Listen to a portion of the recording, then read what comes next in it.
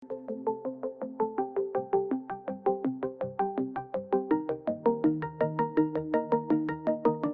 morning, viewers. You're welcome to this edition of Focus on Parliament. I am Agather Atuhaire, your host of this show.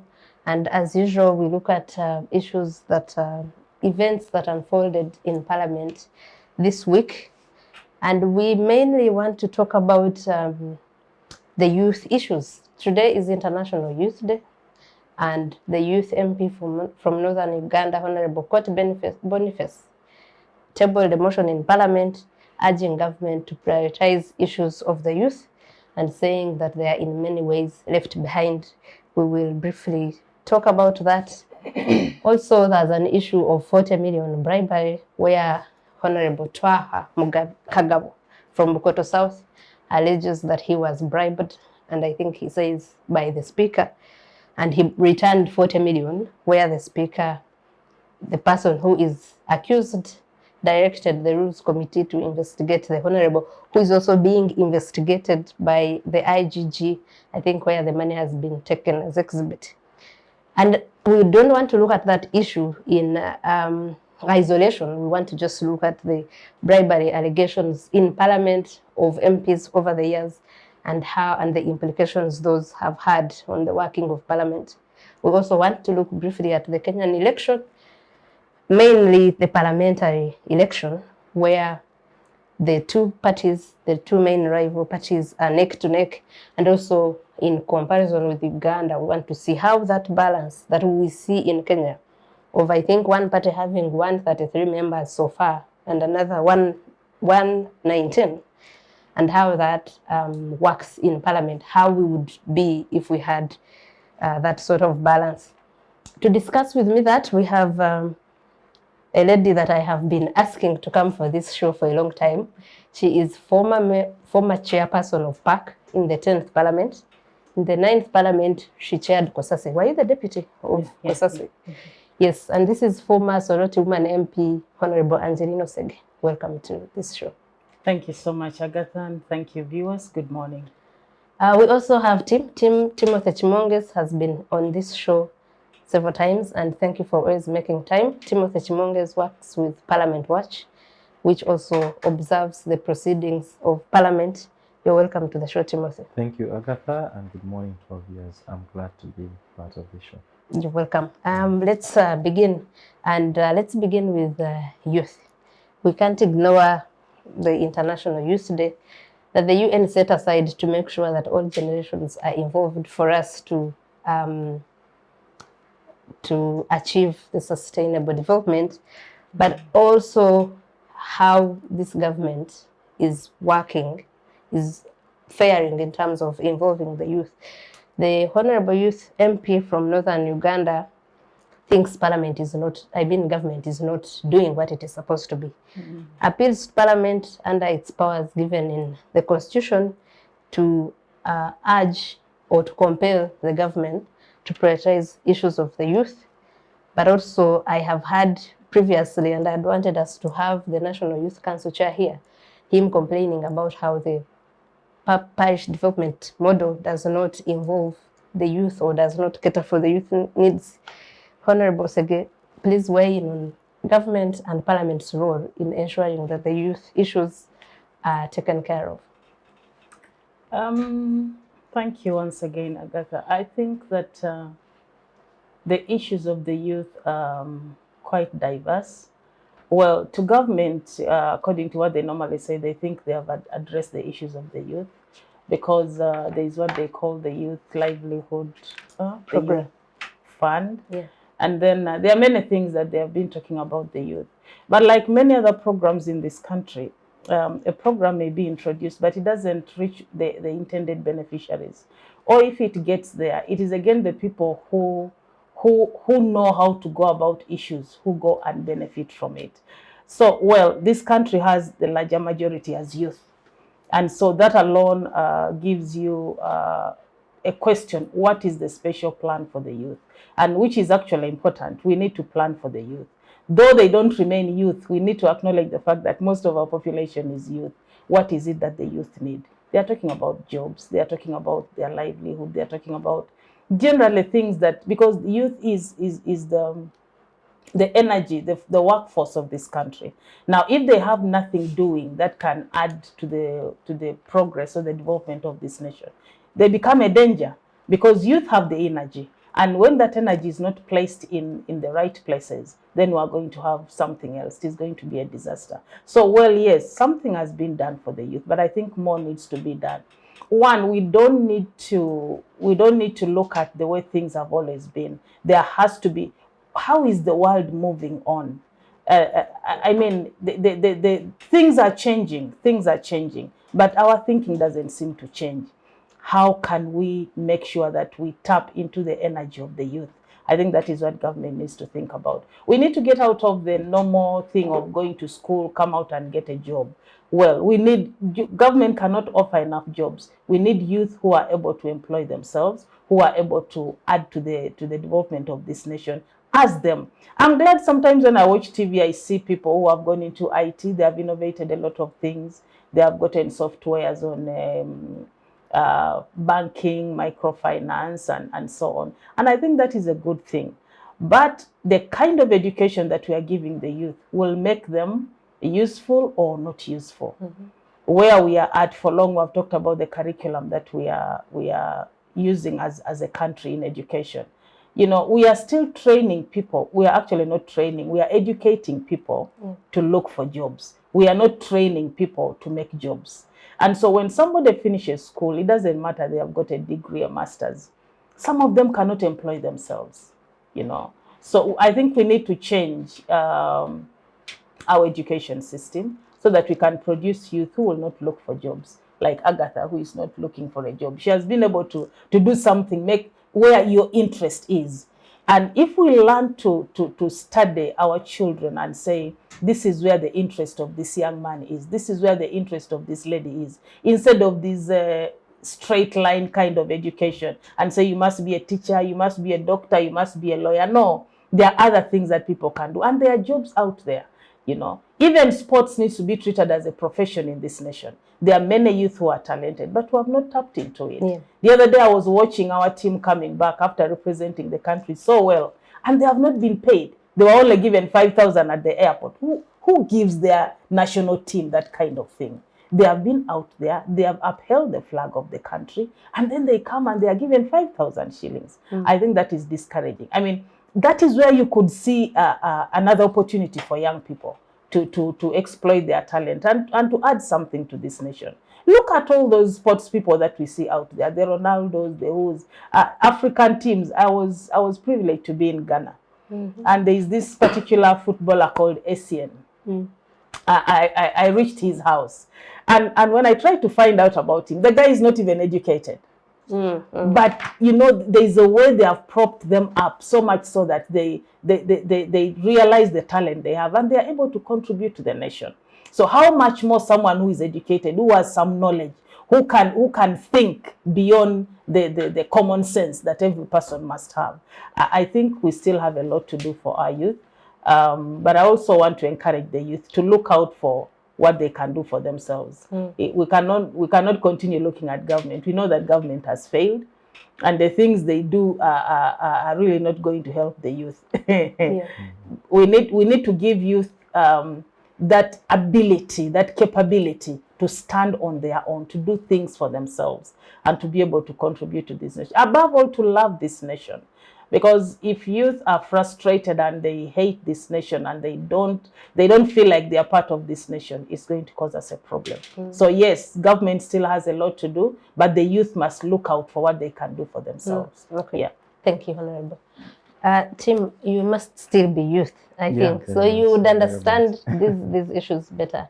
We have, in the motion that the Honourable Okot tabled, one of the things he prays for is for meaningful involvement of the youth in decision-making at all levels. But we have seen youth MPs, we have seen there's a National Youth Council. To what extent do you think this government has involved the youth in decision-making? So thank you, Agatha, and I think that such conversations are very key, especially conceptualize and look at how far we've gone for ensuring that the young people, their effort, their energy is tapped into. If you look at the report which Honourable Koth presented, it actually highlighted 4 major areas which they note as a big challenge.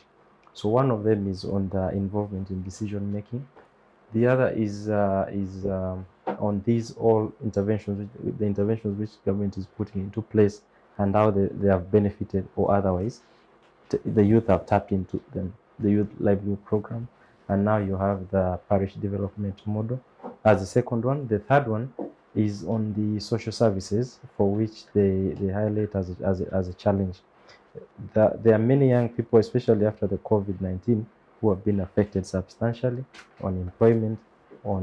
Many young girls have actually become they have gotten pregnant, and they have dropped out of school, and many other challenges. They note that as a third one, and the fourth one is on climate change. That there is need for deliberate inclusion of youth on matters to do with climate change, because the trajectory seems to be going on the south. Aware of those, I think that the conversation about youth seems so clear, but yet so unclear. It seems to be so close to reality, but sometimes so far-fetched. For now, a while, we've had reports, we've had motions, we've had decision taken, and even we've had some of the institutions, such as the National Youth Council and other related groups, put in place by government to ensure that probably the youth are meaningfully involved in decision making. But what seems to be a bit of a gap is between what's happening and the ordinary youth.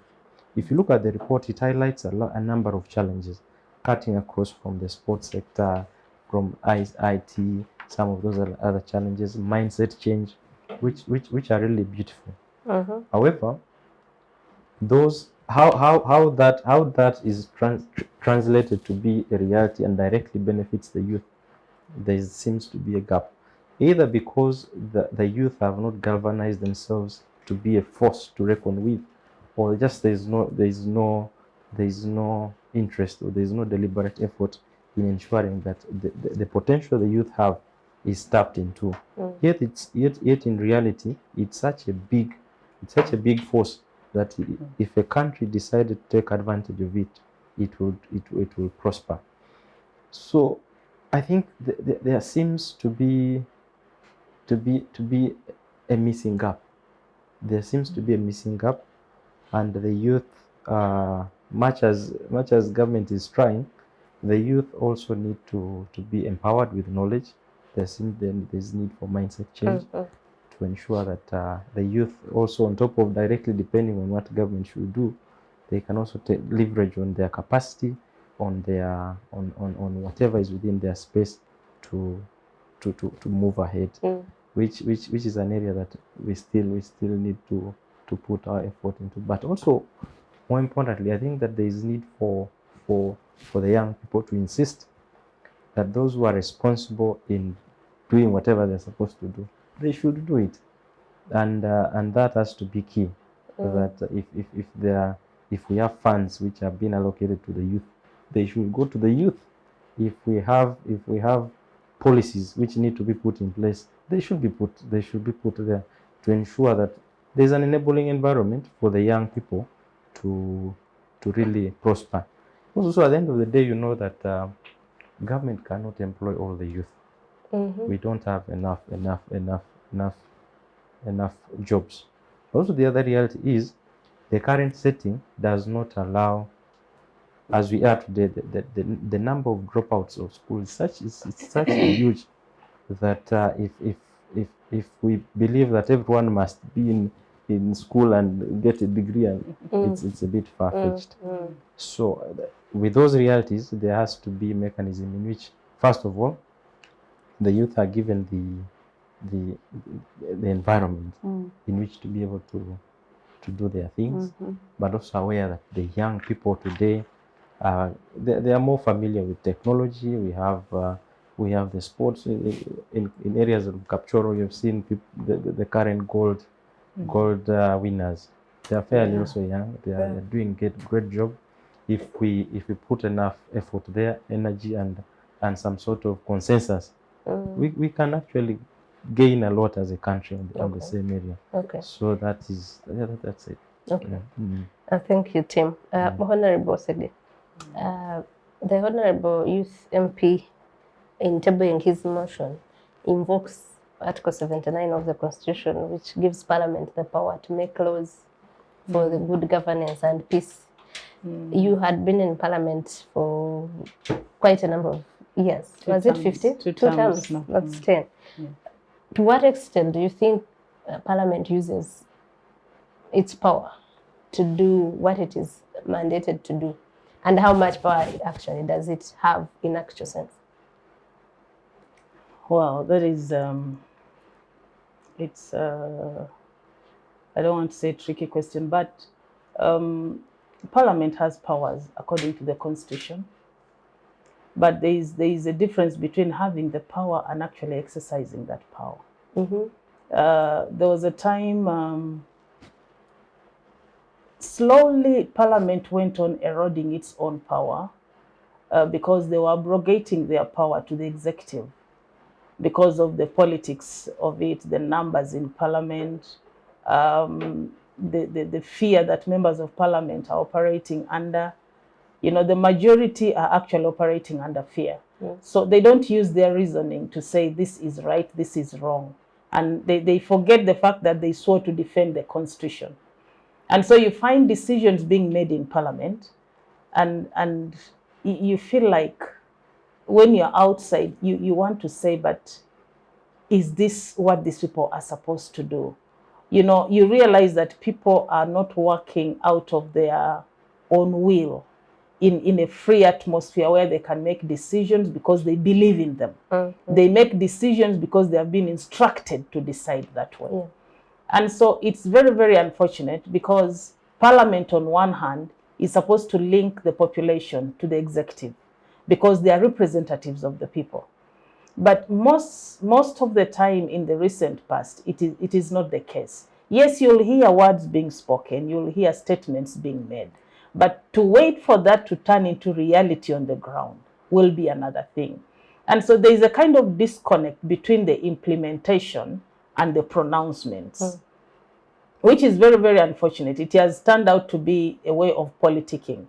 And yet, even in politicking, you're supposed to produce results. This nation must see the results. So I know that even in our time, Parliament abrogated its powers to the executive. There are many things that we let go, even in the rules, you know, like choosing leaders in Parliament. Parliament is supposed to be independent. But where you let a party appoint leaders in Parliament who are supposed to lead others, not just from one party, but from all the parties in Parliament, that is the beginning of loss of power. So Parliament lost its independence, and with that has come weakness even in following up its decisions. You know, the decisions of Parliament are said to be advisory. That is a very, very unfortunate thing. We try to fight it and say, well, if Parliament is an arm of government, its decision should be taken much more seriously than actually their, because you give another person the option either to take it or not to take it. And yet Parliament makes decisions after research, considering a lot of consultation with the public and so on. So if you take it as advisory, then it means you're abusing the powers of Parliament. So Parliament itself gave up its own powers. Then too, as far as the ability of Parliament to do what it's supposed to do, Parliament still can do it if people were objective. You know, I got to realize that there are many reasons many people go to Parliament. The way people get to Parliament determines what they will do in Parliament. Some people wake up to find themselves in Parliament. They didn't really work to be there. They went there without an agenda, without any aim, even without understanding what they are actually supposed to go and do. And that is why the president could afford to say, even if you wake up from sleep and just say aye and vote, for me that's enough. Is that the kind of parliamentarian we want as a country? We want someone who will ask the relevant questions, who will put somebody to task to explain a situation, you know? But that is not what we are getting. And so, on the other hand, Ugandans themselves should really be able to determine the kind of representation that they have. Because you cannot get a parliament that is not like the people that sent them there. Parliament is a portion of the population of Uganda. So you can't say they have a different character from the general population of Uganda. If parliament is weak, if parliament is not serious, if they are not principled, that is a Ugandan for you. So it has to be worked at all through, from the population and before you reach the level of leadership. And that's why I'm happy with this motion that has come up. Although it doesn't address the moral aspect of it, begins with the qualification. If someone is not qualified, if someone cannot even express themselves, how are they able to reason? But you mean the constitutional amendment? By Soroti. Okay. I think that is long overdue. That is long overdue. But we also need to work upon the moral fabric. We need people who will decide and determine to say what is right, whether it is during day or during night, whether I'm before whoever, what is wrong, and be able to stand on principle. So as far as the role of parliament is concerned, that was eroded some time ago. And now it is only continuing. You know, erosion, once it starts, and you don't do anything about it, you don't plant trees in the way of the water, you will follow with landslides. And so what we're about to see is landslides. That's why you're hearing about 40 million and so on. Many more things are going to happen because the moral fabric is gone. Thank you, Honorable. That's unfortunate. I just needed to a bit weigh in on what Honorable says. Actually, do you know that the current parliament, and I'd mentioned it here before, we have one of the most educated parliament, at least in Africa. Close to 39% of the current MPs hold a bachelor's degree. Close to 33.5 have a postgraduate degree. That means they have the masters and yes. And then you have close to 3.9 with a PhD. The ones who the number of MPs with senior six and equivalent they are the minority. They are the minority.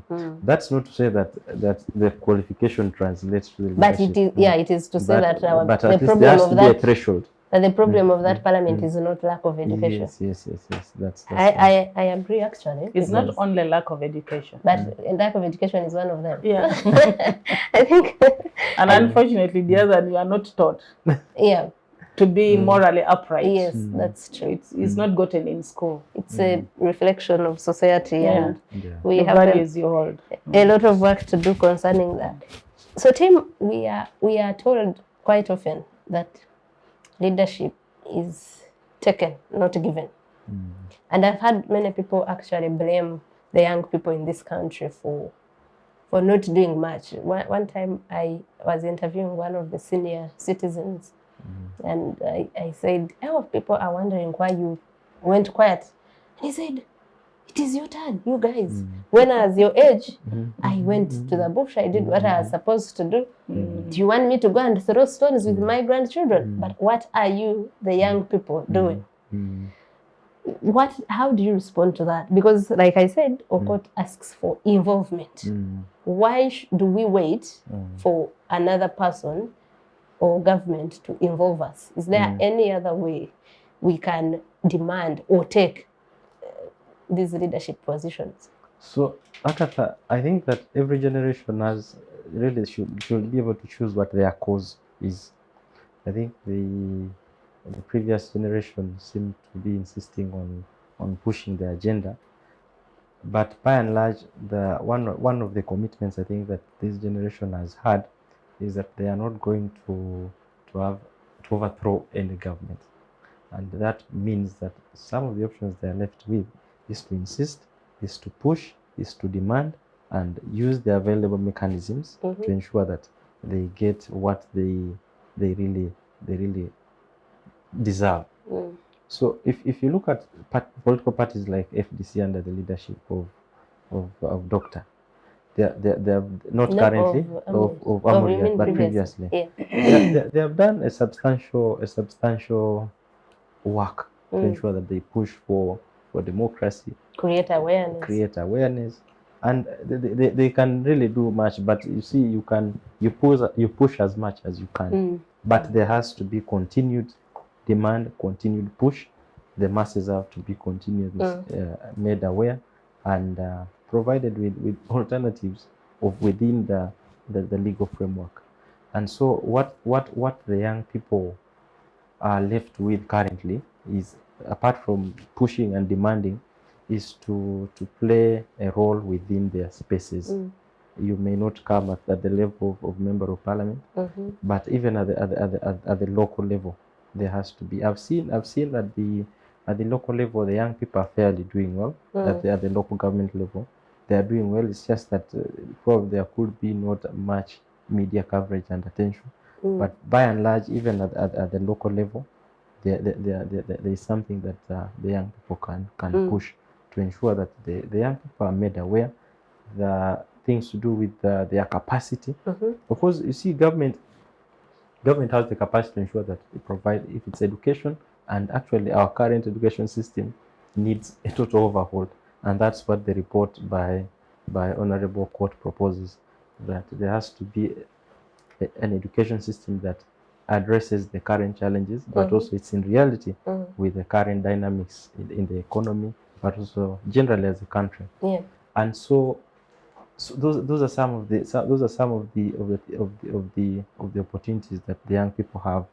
But there are things to do with, I think, I think government should be able to look into having young people benefit from government opportunities.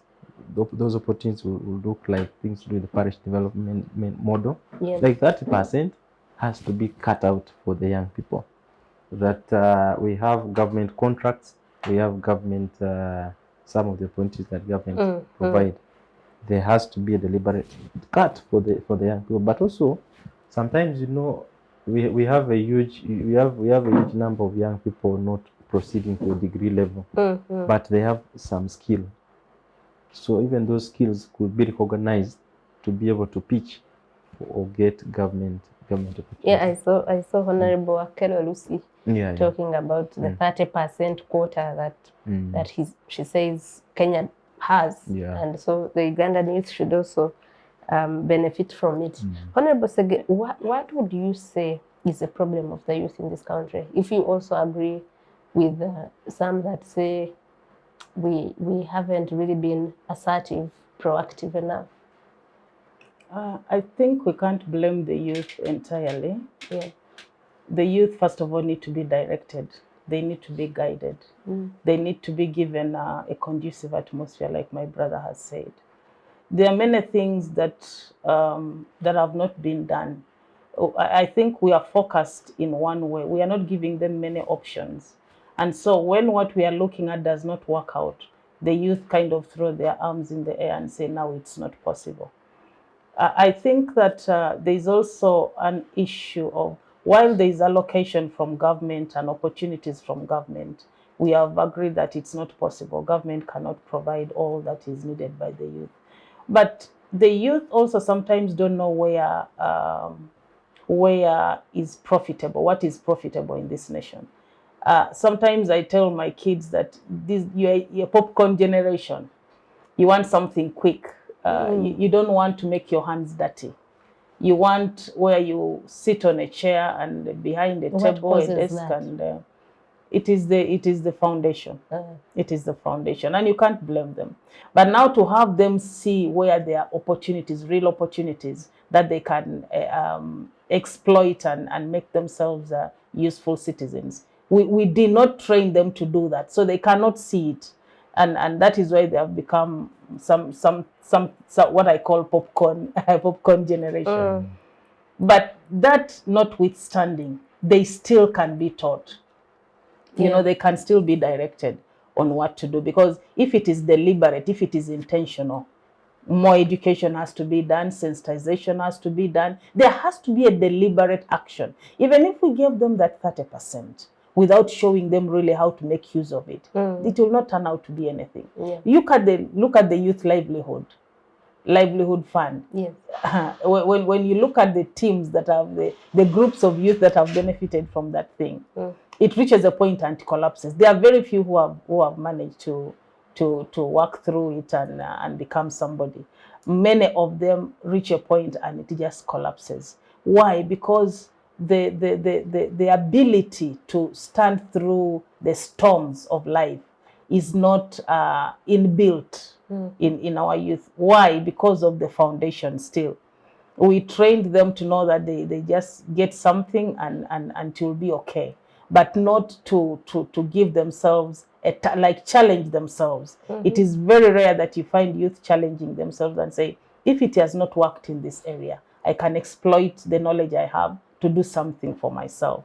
So maybe that goes back to the training still. That's what I was going to ask, that this foundation, the lack of it, should we blame it on schools and institutions of learning, or even the parents, the families, which is really the first unit? Can't be institutions, because institutions follow a curriculum. They are given a curriculum to follow. So while the parents cannot, these days, you cannot even cane your child. But I tell my kids, if government did not produce you, it is me produced you, I will cane you. You know, the way things are going are leading children and youth astray. But we need to go back to the roots. How yesterday someone was saying that in the 60s, people never reached university, but they ended in junior 2, junior 3, but they did serious things. You'd find members of parliament who don't have a degree, but they were very articulate. They were reasoning. They were doing things for the nation. So they were trying to challenge this motion of education levels. So it goes beyond just education. It goes beyond just the environment or the opportunities given by government. You know, bringing up a child, an all-round child, it takes the parents, it takes the school, and it takes government and society. So how is society today? How is society? We live in a broken society. We live in a society that is looking at individuals, a very selfish society. When we are growing up, you did not misbehave in the village, whether your mother has seen it. When an elder sees it, they will cane you. They have a right to correct you. But today, unless it is your child, even your own child, you can't correct. They will take you to the authorities and say, my mother has punished me. He's abusing me. So that is the kind of society we are living. So I think we need to rediscover ourselves, go back to the drawing board and say, how are we going to bring up straight and useful citizens? So we cannot blame the youth. Yes, they have, God has given them the brains, God has given them the ability to reason. But what have we put in them to enable them exploit that which God has given them? They may not realize it because we have not given them that understanding. And so there's a lot. And I want to encourage young people, don't just discard the mature people. Nigerians say that what a big person sees when seated down. You're a young person, even if you climb a tree, you will not see it.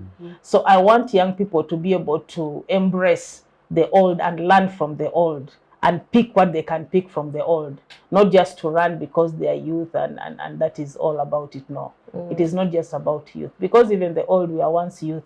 So there are things that don't stop with age. You pick it up and run with it. So there's a lot. There's what government can do. There's what society can do. There's what youth themselves must do.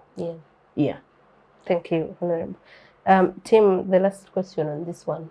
Honorable Court also talks about limited support on startups and innovations. It reminded me of all the innovations we've had about Makerere students. There's a person that died recently who had innovated the malaria incubators for babies and all that stuff. There was a young man in Rampara. You remember about the person who was innovating a helicopter or something?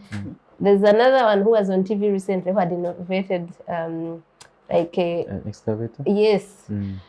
What do you say about government's reluctance in really supporting these things?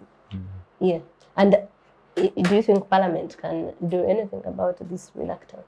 Yeah, I think that there seems to be the desire to support the innovation is there, but the will is lacking. Can the desire be there and the will lacking? The will, there seems to be, in the talk, Uh-huh. there seems to be, you can hear that we are willing to support, we are willing to ensure that we put resources and to ensure that we have a enabling policy framework to have this happen. But when you go on ground, it's not there.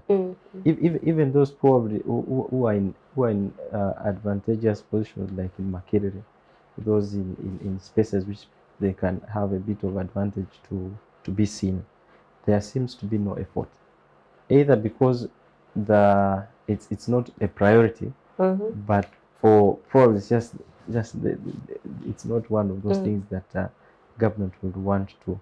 But so there has to be a deliberate effort. And so what Honorable Court is saying is that we need government's role.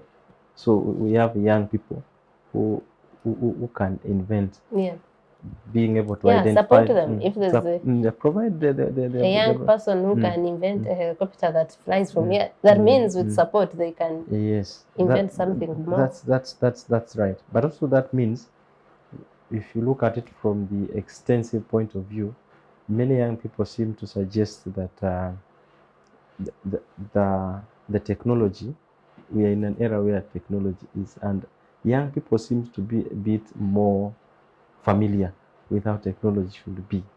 And so, and if you borrow that from the internet and some of these other areas, the concern is that the media space, I mean the technology space today seems to be curtailed, either on the cost of accessing that, or some of the platforms are a bit cut out. And so it's still a big challenge. And we think that, because I think today things are so, we are in a small global village, and some of these opportunities can be explored. But also government, if you have the opportunity, government should be able to identify them. That's true. Because there's very little that you can do. So you've as an individual, you've understood that I can put up an aeroplane, and then so what? So there is very little. There was a group of youth in Kayunga who invented fuel. They made fuel out of used plastics. And you know what happened? Government decided to arrest them. But when they would make their fuel, all the motorcycles would buy their fuel.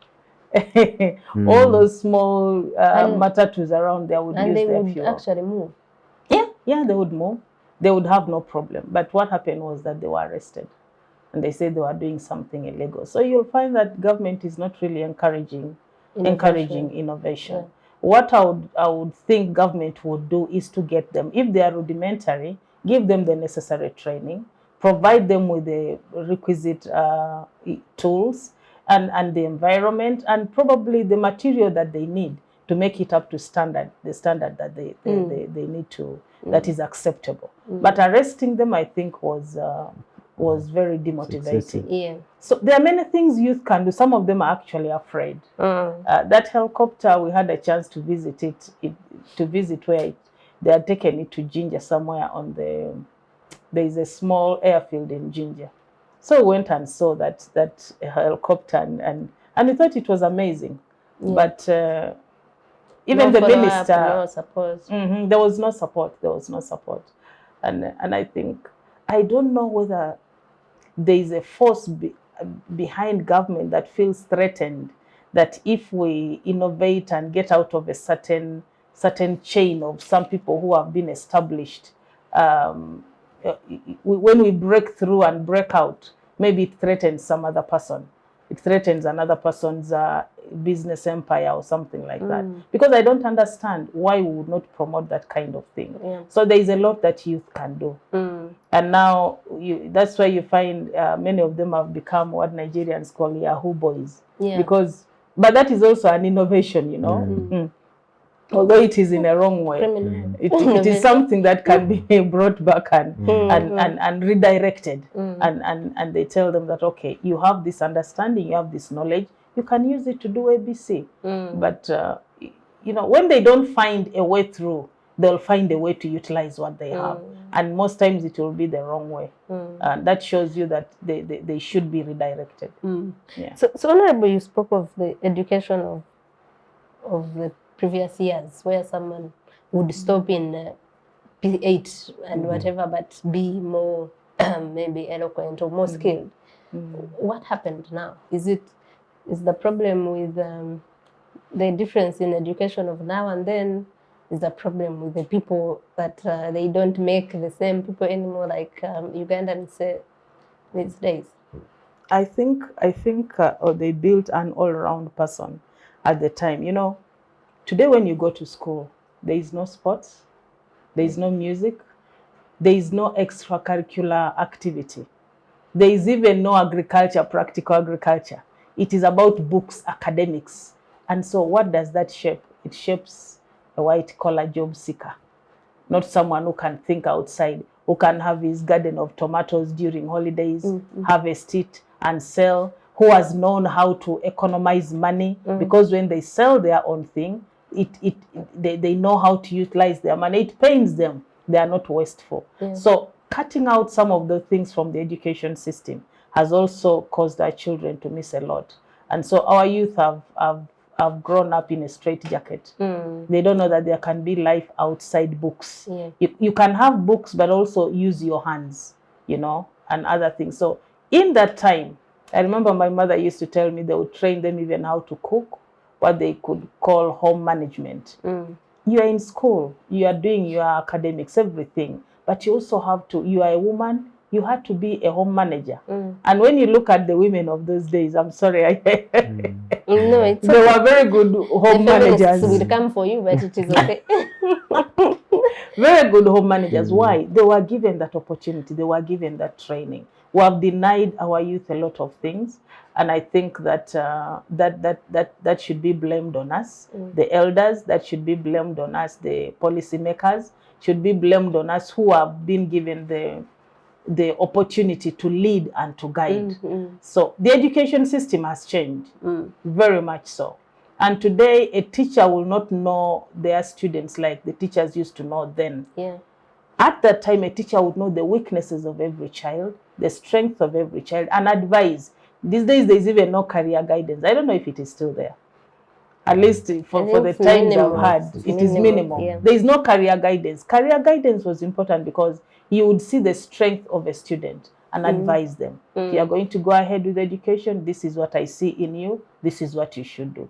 Today, it is not there. People just go for what they think can give them money. It is about money. It is about money. Where you can easily buy a car, where you can quickly get a house. So our education system, there's a lot that is lacking. Okay. On the part of home management, I think the system then was ill-advised to focus that only on women. I have 2 sons, but I am desperate to teach them about home management. I find their rooms, things thrown there, and I quarrel every day. And I also want them to learn to cook and, you know, because for themselves, tomorrow, if they don't get a wife or before they get a wife, or when they get wives that are emancipated like we are now, I am not going to be a home manager anymore. Everyone should be a home manager. Let's take a short commercial break. When we return, we will look at the 40 million bribery allegations that have hovered over Parliament in the recent days, and then also look at the parliamentary elections in Kenya and what that means for an independent parliament. We'll be right back.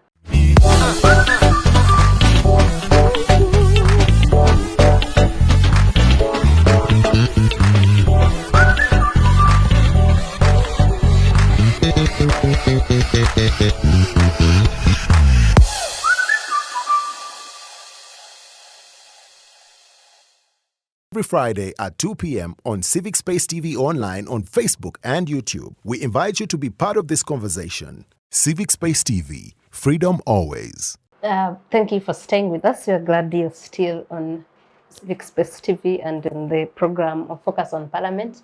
My guests are Honourable Angeline Osegge, the former woman MP for Soroti. And then Timothy Chemonges from Parliament Watch. And we want to talk about bribery allegations in Parliament. Recently, like I said earlier, there's an allegation that the Speaker of Parliament, Honourable Anita Mung, gave out bribes to MPs, because that was there in June, where the National Unity Platform had urged its members to take money back.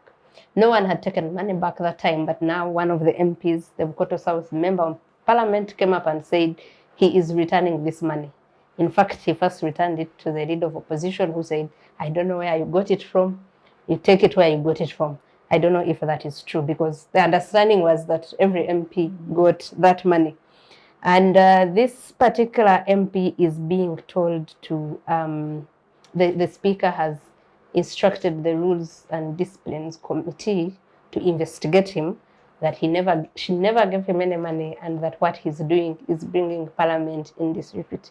We want to talk generally about these allegations of bribery in Parliament, because this is not the first time. I think there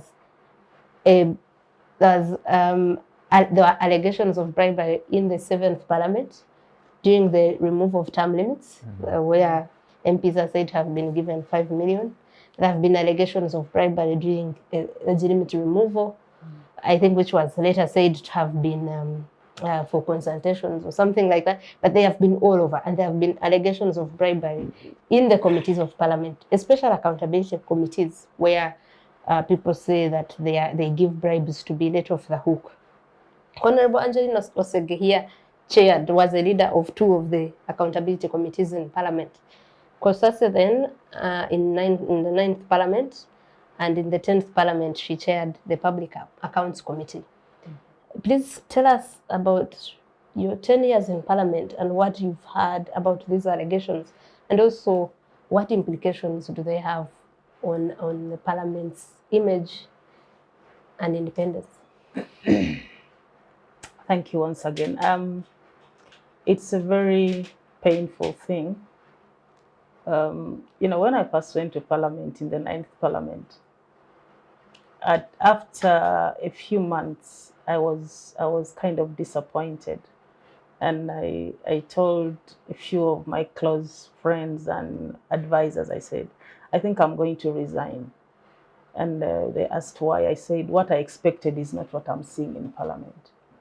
Because before you come to Parliament, you have this desire to do things, you have this ambition, you know that you are going to change situations, you are going to turn around things. But when you get there, you find that it is not actually what you thought. That you were naive. Yeah, because things are different. Why? Not because it is impossible, but you find the majority of the people don't think that way. They're just there sometimes for other reasons. Now, going back to the question, bribery allegations, that has not just started today. It started way back, like you have said. In the 9th Parliament, I think there were also allegations of bribery. Actually, there is a time we returned 29 million in the opposition. What was that for? That was for consultation. It was marriage and divorce. Yeah, marriage and divorce bill. And then there was a time again we were given 5 million. Some of us took it back. There are always stories of bribery, especially when... Also the 20 million in the last Parliament during COVID times, you remember? Yeah, also that 20 million where we were given to, is it buy food and so on. Some of us again returned that money. So usually what happens in Parliament is that when there is a sensitive bill in the offing, you'll find those stories come around, members. And I think it is not that I think, because I experienced it. It happens actually. Although some may not admit it, but it does happen. And looking at Parliament, the kind of respect they call members of Parliament honourable. When you think about that word honourable, someone ought to be honourable. What is an honourable person? A straight person. Has honor, A person who is truthful, who thinks about others and not themselves. You are honourable. You are I don't know, you are right I won't say righteous because It's a strong word. Yeah, it's somehow you're expected to be above, you know, morally and otherwise. So, but when you hear things like that, it brings Parliament down, and it causes disrespect in the public. And indeed, today, when you go into the society in Uganda, members of Parliament are not respected. You can appear in a place, and you know, people don't give you that honor that ought to be attributed to a member of Parliament. Why? Because of those stories. They say you have been bribed, and you are not coming clean about it. A lot of things that are happening, and you are not free to speak straight into the matter and call a spade a spade. It has come eroding the name, the integrity of Parliament, and the respect for Parliament as an institution. And you know, when people as Ugandans fail to get redress from any other arm of government, they normally fall back on Parliament, because they know these are the people that they trusted. Yeah. These are the people they chose, thinking that they are going to address their issues, they are going to help them. So yes, those things happen. And whenever I hear them, I'm not quick to dismiss, because I experienced it. Yeah. It may be given another name. It can be baptized something else, so that doesn't look like it's a bribe. But most times, yeah, they call it facilitation. It is usually but it. Facilitation, when you're already, there's your constituency fund, there's fuel, there's what more facilitation does a member of Parliament need on a particular issue in Parliament to go and consult their people? You know, it depends. I think once in a while you can be facilitated if it is something out of the normal, really. Like if there's going to be a major constitutional amendment. Because first of all, there is no Constitutional Development Fund. That one was scrapped in the 8th Parliament. 9th Parliament didn't have it, 10th didn't have it. And the money you are given is inclusive of what they call an all-round trip, going to your constituency and coming back. And maybe they may not provide what you use for running in the constituency, but they expect you to get it from your emoluments. I went to other countries, like Zambia, for example. The government of Zambia facilitates their MPs. They hire for them officers. They hire for them secretaries, personal assistants. They have researchers. In the Parliament of Uganda, that is not there. You want a researcher, you want to give information during debate, you have to have your own researcher. There is what they call a pool of researchers in Parliament, but they are not enough. They are so few, and they cannot serve 520 members of Parliament. And so you find it is very difficult. That is why I think sometimes, except you have a different value system, it is very tempting to take that money when it comes as a bribe or whatever form it comes. Because there are a lot of things that members of Parliament go through, but that is not to justify. Once it is wrong, it is wrong. You can still use what you have to do what you want to do. But I'm only trying to say that maybe some of these things could be provided for members of Parliament. And if you want qualitative debate, I think it needs to be thought about.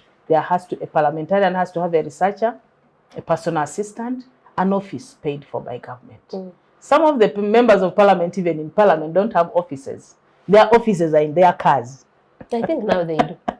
Don't they? I don't know whether now they have. Or now accommodated in Development House, Embassy House also. We have the Kingdom. And Kingdom Kampala. Yeah, the Queen's Chambers. And they share offices. Yeah. You know, you cannot have, well, that is it. But I think the capacity of members of Parliament needs to be boosted. But lack of capacity does not justify taking bribes.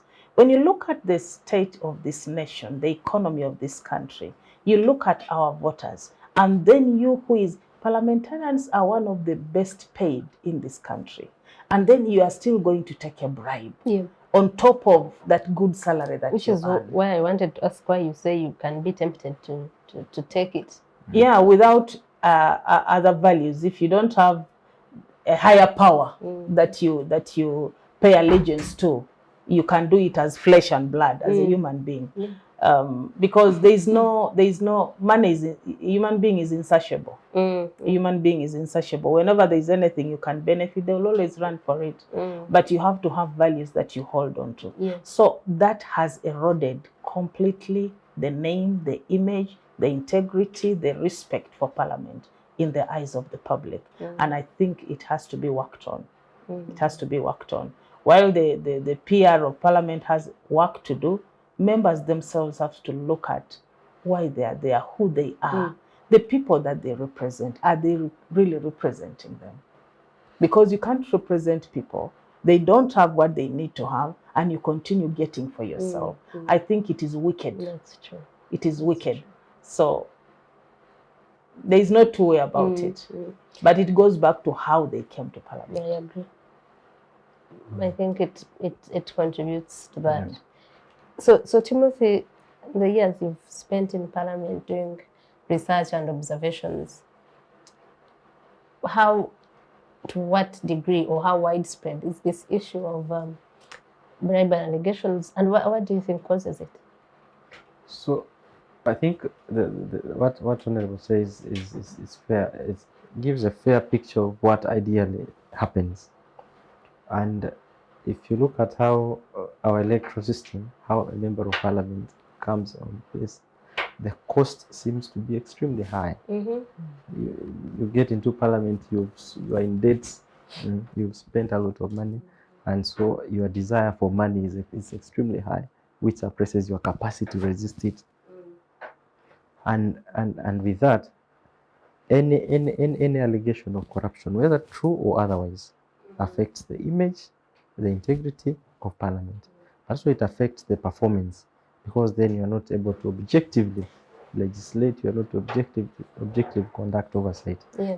The allegations have been there, but it seems to be widespread than we hear. I think there are a lot Than we know. It's worse than we. Yeah, there are a lot others that even the media who sometimes cover Parliament, there have been allegations that they demand money to cover, give a story, to give a story, to do that. So it degenerates sometimes to that level, which is unfortunate, and it's something which probably we are in it, and to address it, it may need the leadership of Parliament itself. Also, I think if you look at the arms of government, the allegation is that sometimes it extends from the executive coming to the legislature, and then also it goes to the judiciary, which also has its own issues. And so it seems to be a practice that is ongoing, but also somehow it appears as if it's acceptable, but substantially affects how work is done and how the image of Parliament comes out. Yes. Honourable, what's your view about there are people that say this money shouldn't be returned? Yeah, because I think it was Honourable Winchester who told me how she returned money, must be that 29 million of the 9th Parliament. And her people almost killed her, said you should have given it to us here. Because there's that school of thought that whether you put it back or not, it is misused, right? So why don't you take it and help your constituents with that money? Because for them, they deserve it as Ugandans. I think that is why we are leaders. That notwithstanding, the way people think, you must be a leader. What is right? What is right is right. What is wrong is wrong. I was told the same thing when I took back the 29 million. I was told the same thing. When they gave the 20 million, I said I'll take back that money, but I'll buy food for my people during COVID. And I went and bought food and gave to the district committee. You see, but when you take it back, someone else eats it. Still. Yeah, that's okay. It is not on my head. The Bible tells me that if you see your brother sinning and you don't correct him, his blood will be on your head. But if you correct him and he doesn't accept it, then it is up to him. I have done my part. I have done what I think is right. Whoever wants to do the wrong thing, let them do it, because I have no power to stop them. So people must be able to stand, and like he has said, the affinity to do the wrong thing because of the circumstances is very high. That is why if there is no higher power that controls you, that you pay allegiance to, you definitely end up falling into the trap. I think it is possible not to do it because some of us didn't do it. I remember one time I was sent on a trip to investigate something in Western Uganda, and I was a team leader. I was given money to handle for vehicles, fueling cars, and so on. And I didn't know that what drivers used to do was to get a receipt and fill for themselves, you know. So I insisted. I got the receipt from the pump attendant. He fills what was put in the car. So at the end of the trip, I brought back some money to Parliament, and it was a shocker. It was a shocker. Nobody could believe it. And they said, this has never happened. I said, but why? You gave me money, we did what we did, we were comfortable, and this is the balance. What did you want me to do with it? And well, I didn't make many friends because of that, on some of the people who were on the team. But somebody has to be able to take a stand on what is right. You cannot always be lured by people and then you blame people and say, you know, they told me, they demanded for it. We politicians like saying it is public demand or public opinion. No, as a leader, you have the responsibility to say, no, this is wrong, we will not do it. When you are chairing PAP and also COSASE, were you ever approached to give you bribes so that you kill a certain report or write a report that favors the affected people? Yeah, I think on a number of occasions, yes. And at the time also, so when they realized it was too hard to go through me, they'll try to go through other people, maybe members of the committee or other people who would easily. And, you know, such people normally planted agents in the committee. They would get members and use them to influence decisions and so on. So yes, it happens. People attempt to do it. So it really depends. That's why I was told that you are stupid, you'll go out poor in this place. And I told him I didn't come here poor, so I'll not live poor. I'll still live the way I came. Because I didn't come here to look for. They had expected you to live richer. Yeah. So it really takes a principled person to stand and resist the temptation that is there. There is a lot of temptation.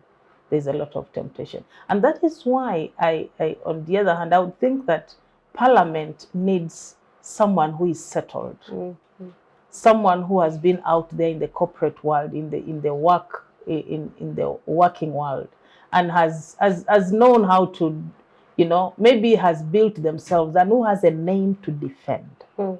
If people go there and they have no name, and cares about that, who have reached self-actualization, in the hierarchy of needs. So if you go there and you are still looking for one or two things, you are not established, you are bound to fall prey to those temptations. So it's a difficult thing.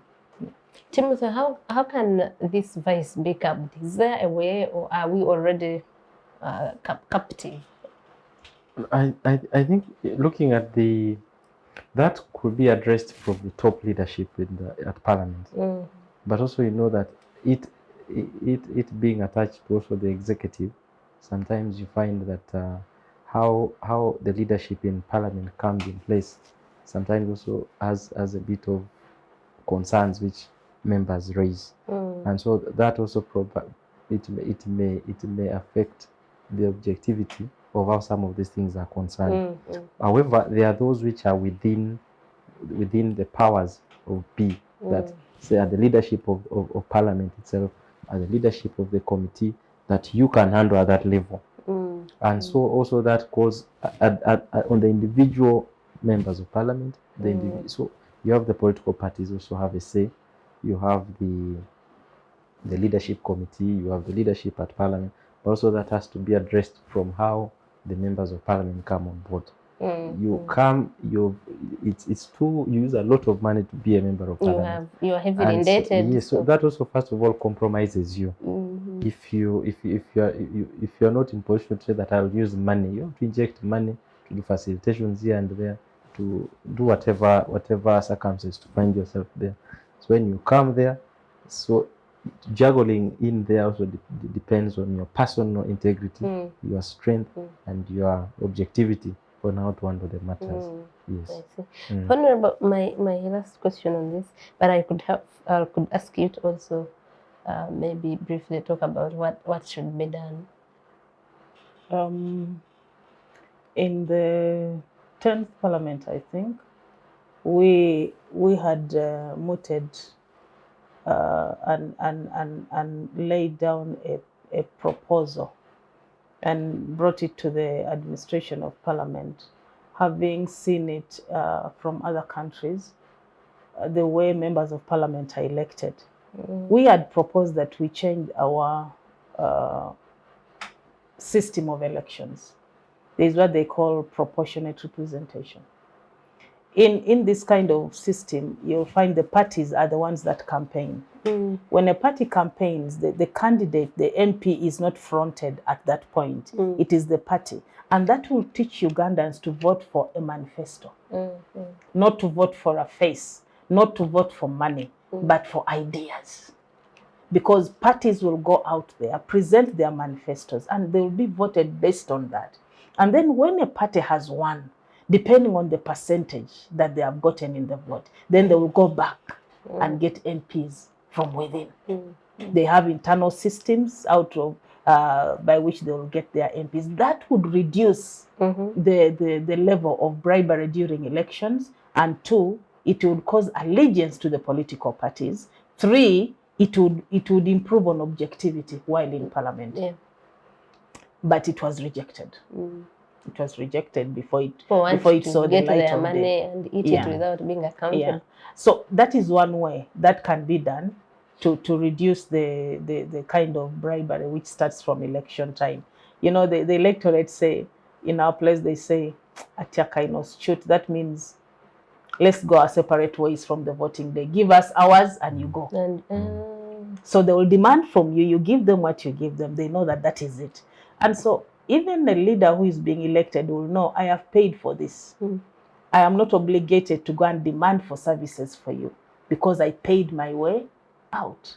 But if we cut out that, the public will have the moral authority to demand. So it starts with the public, actually. It starts with the public. You know, because even when you tell them, this last election, someone sent me a message, which I still have on my phone, that a hungry stomach has no ears. That means you are not giving us something to eat. We cannot listen to you. Whatever you're saying, however good it is, we are hungry, we will not listen. So that is it. It is the stomach.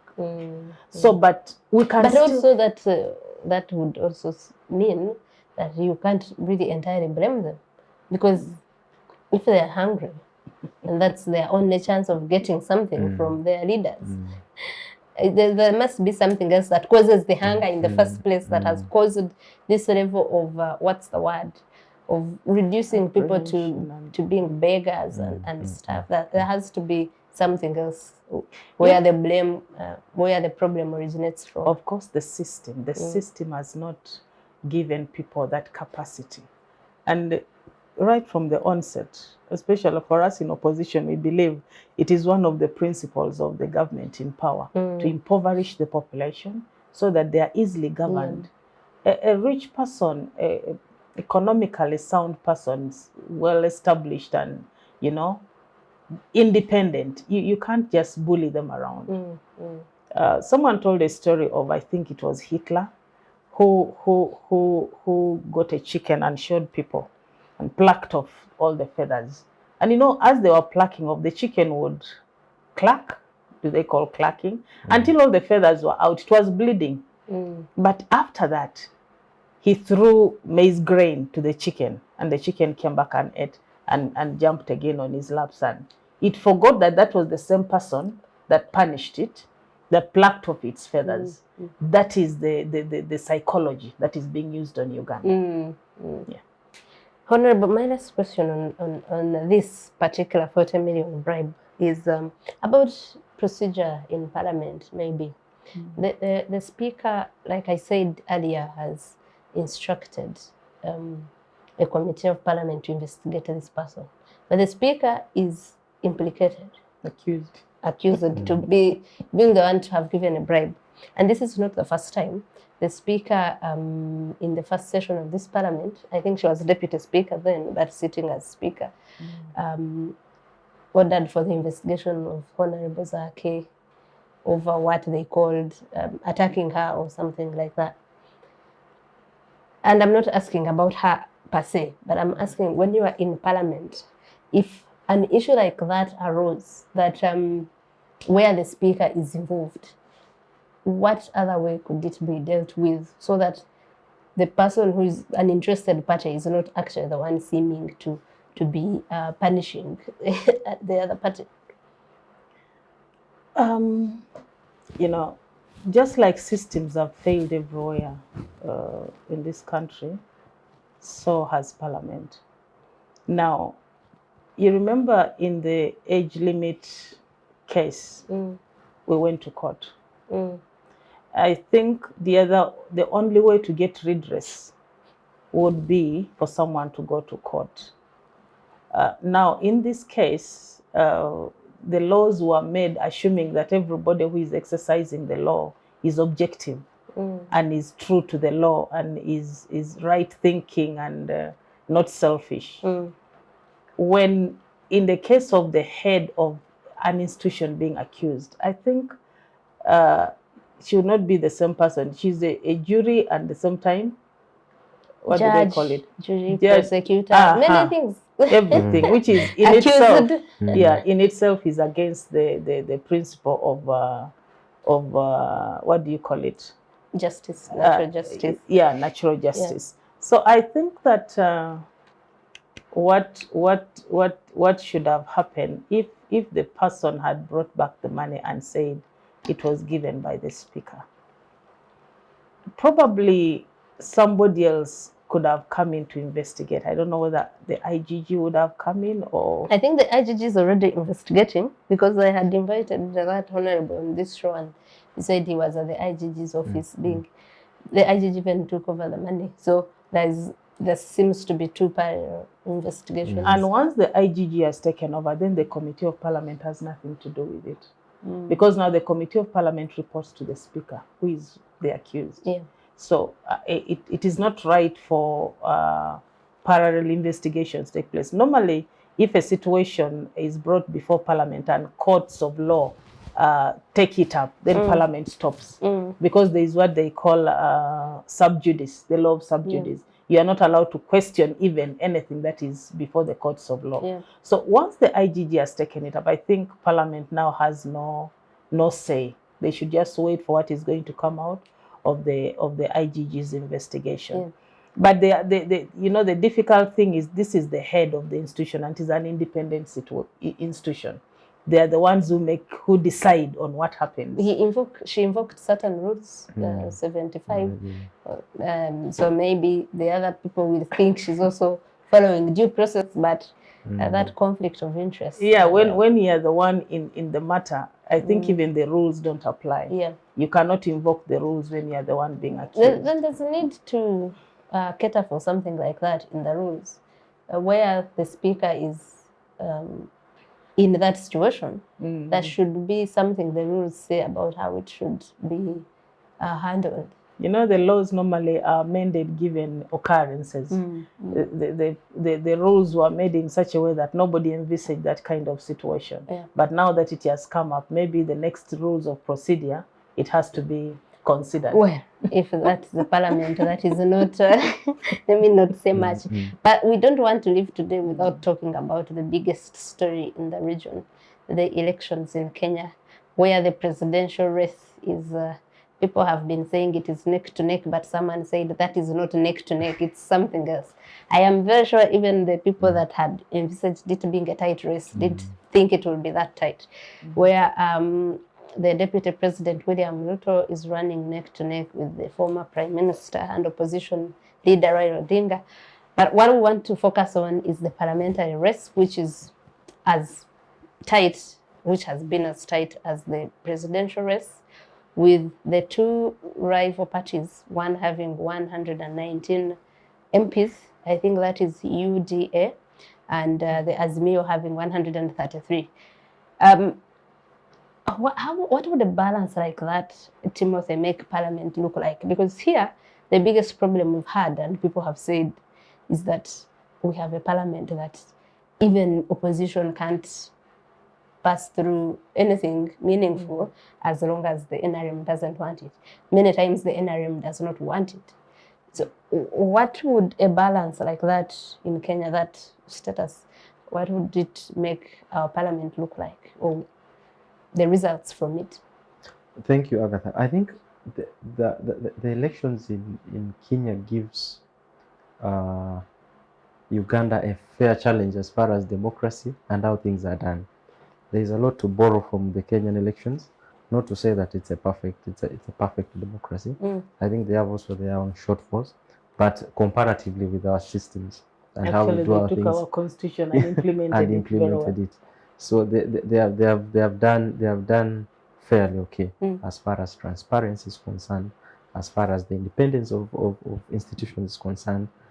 By and large, it's fair, and I think that they have been able to take lessons from the previous elections that they have had.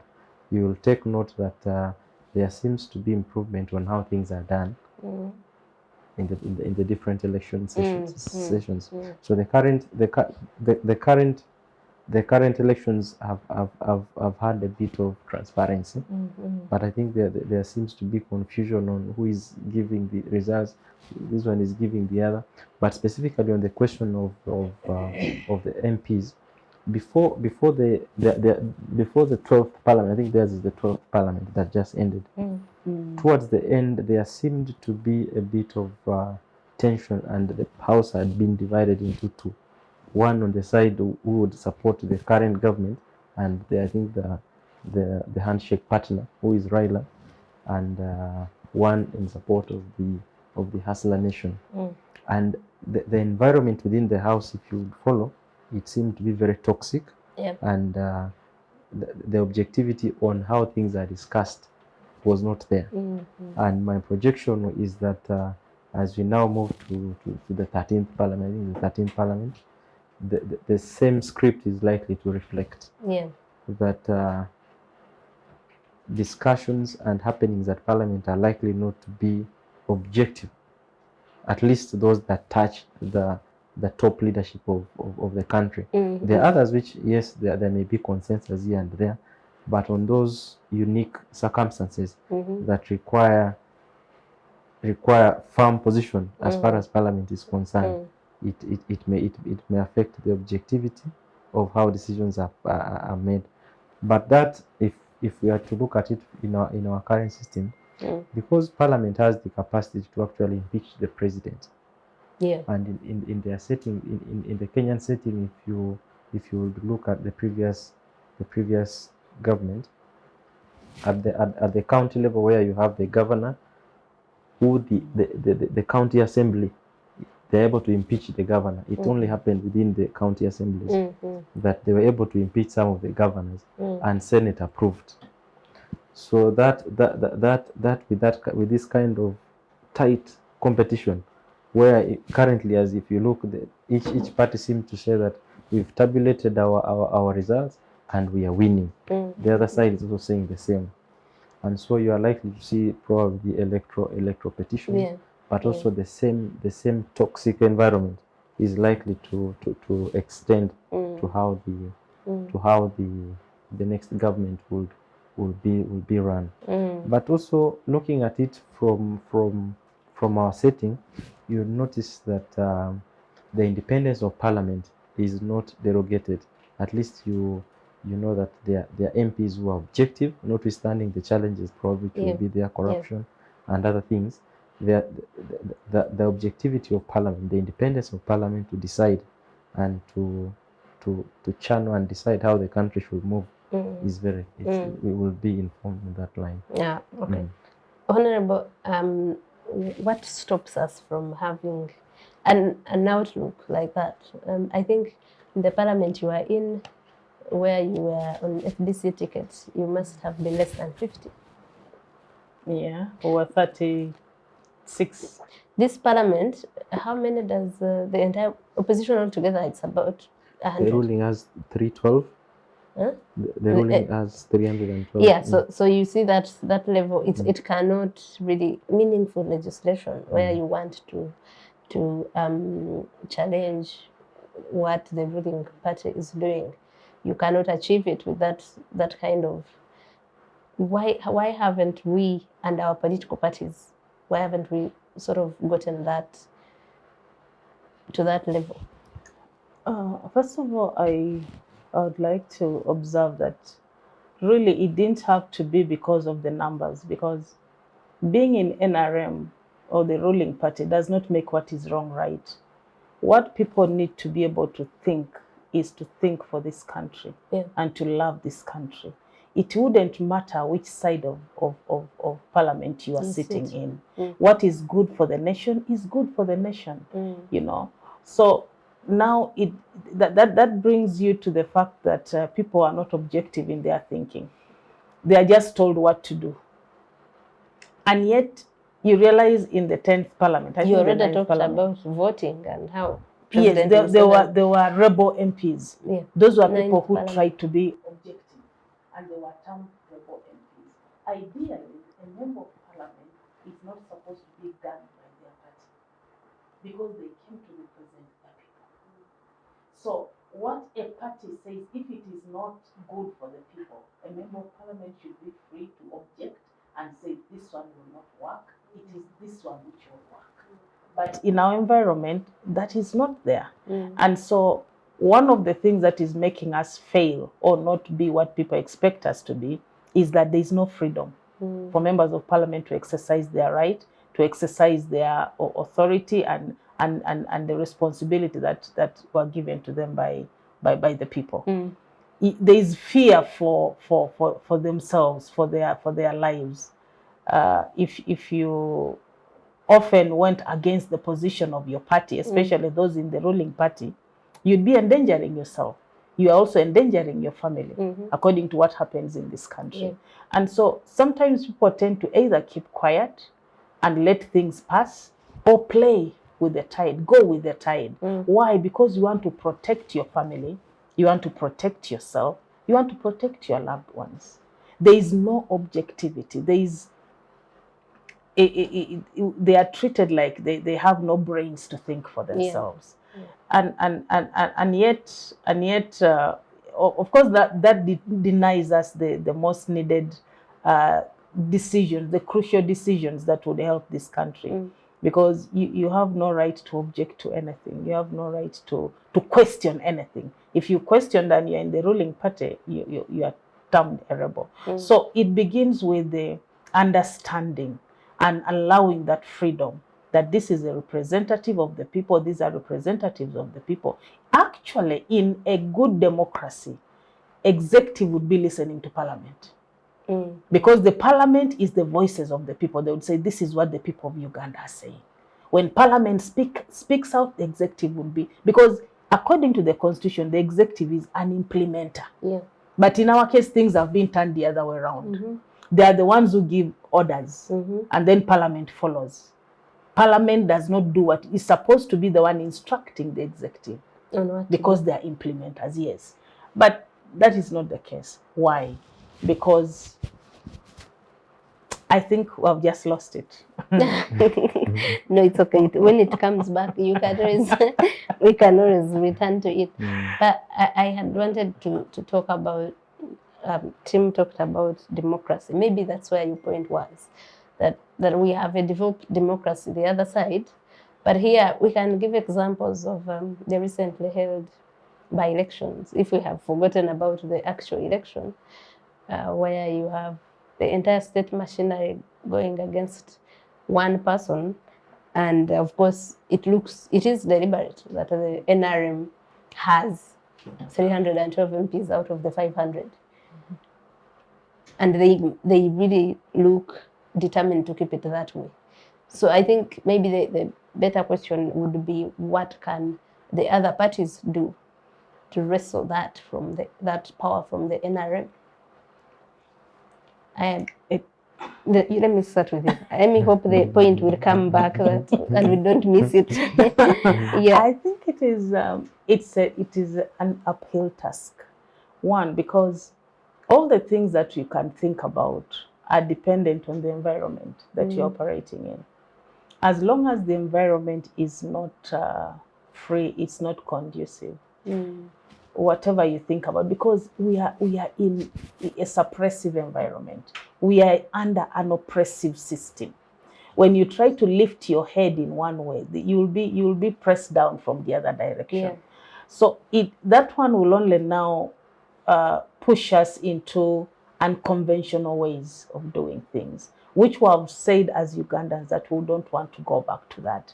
But it seems the people who are in authority are taking advantage of it and saying, well, they are not willing to do what was done in the previous years, and so will not allow them any other way out. But you know, in the near future, probably somebody will dare it. Already you see things happening. Somebody attacking a police post, attacking a roadblock and taking guns. I mean, those are some of the symptoms showing that we have been bottled up. We don't have a way out. We cannot be listened to. We cannot be allowed to do what we ought to do, which even the Constitution allows us to do so. And yet it's not good for this country. Because we said in the preface of our Constitution that looking at what the foundation, I mean, where we are coming from, we remember the bloodshed in this country. Nobody has handed over power peacefully. And so we are trying to pursue that as a nation, that will also test what it feels like to hand over power peacefully without raising a gun, without killing anybody, without anybody running out of this country. We want to have previous leaders sit somewhere in their homes and become advisors to government. Yeah. So it really takes understanding and believing that Uganda must go forward. That God created it in such a way that life is like a relay. You run your portion and hand over the baton. As long as we have this perception that we cannot hand over the baton, we will end up doing things the way we ought not to do it, and will lead this country into something else. So opposition has tried, but the oppression is too much. It doesn't allow you to do what you ought to do. And so if you are tempted to do it otherwise, it also becomes a problem. So but we have to keep at it. We have to keep at it. I think that's true. We have to keep at it. Timothy, how can we change this? And also you can give us your parting shots as we close the show. Thank you, Agatha. I think that especially opposition parties, they should choose to be deliberate in coming together, in creating consensus. They came together in Soroti East. Yeah, but at least you see the level of push that they put is fair compared to when you are each at different. So I think that once you come together, that will be one of the strategies and that is both at the political parties outside Parliament and within Parliament, being able to come together and push for your agenda, being able to reach out to the other MPs, especially on non-controversial matters, to push for specific matters which probably are interests of the country. And so that is they still not all is lost, even within what we are seeing in the by-elections, where the ruling government seems to be very deliberate in having to win them. The opposition can still come together. They can still be able to get consensus in how they can be able to push for those specific agendas. But I think that I want first of all to thank Honourable here for making time to come. I think it's usually a bit tricky at the times. I did to thank her and to say that there is still hope. There is hope notwithstanding the challenges that we are facing, and as a country, there is a lot to learn from the neighboring countries, and that whether we choose to learn or reject it, it's just within time that we shall be there. Yes. Thank I you. was going to ask, are we willing to learn? Honourable, any parting shots? I think that Well, we have to keep thinking. We have to keep working at it. My party president keeps saying that we need to continue building our capability up to Her such a party point. president, for the benefit of our viewers, is General Mugisha. Was. I don't know why you also keep referring to He him is as my the- leader. He's still my leader. And yes, we have not yet had a delegates conference. So when we do, then we will know who is who. Yeah. Okay. So, but it is very, very important to keep focused because most of the things are diversionary and they make you fail to build the capability that you would otherwise build if you are focused. That is why you see sometimes you don't just go into a place because there is an election and field a candidate. We look at the possibilities, we look at what would be better, we look at the options. Yeah. But that notwithstanding, the level of cringing of the civic space, of the political space, is getting worse by the day. But I want to pray that we don't get the temptation to go the unconventional way that is outside of. By the way, even the Constitution allows us to rebel. Yeah, the Constitution allows it, but we don't want it because of the people, the suffering of the people. We don't want people to lose, to shed blood. So we will keep working at it. We will keep talking. I am glad now the new Constitutional Affairs Minister is talking about transition. We are waiting to see what It's not up to him, so what his talking might not. yeah, that might make somebody out there think that, okay, this thing is possible. And maybe it will bring shame to the powers that be and say, honestly, by this time, I think we need to listen and we need to oblige. So thank you so much for having me. And I want to ask Ugandans to just keep at it. Thank you, Honorable. Thank you for making time this time. I think you became busy in farming when when you left the big house. And thank you, Tim, also for coming. I think for me, my closing remarks will be on the topic we started with about the youth. There's been this general feeling that we've sort of, as Ugandans, we've got an excuse of a government that has failed us, and we use it a lot. Like, we keep thinking, even if I don't do this, there's someone to blame. I'll blame the government, and that's not a good thing. There's a time Honorable, the former president of Tanzania, Agather Atuhaire, asked, what is wrong with the youth of today? That for them, in their time, they didn't have as much as we do now. They didn't have information, technology was not there, but still they worked. They struggled for change of governments. They really took, like what I was asking, took leadership positions, didn't wait for anyone to hand them over to them. So I think we should challenge ourselves to do that, to work against all odds, even with the government that is not working. Let's not be comfortable and wait for excuses. Let's, make maybe lemonade out of lemon, as it were. Thank you very much for being with us. Thank you to the camera crew. From us, it is a nice weekend. See you next weekend. Thank you.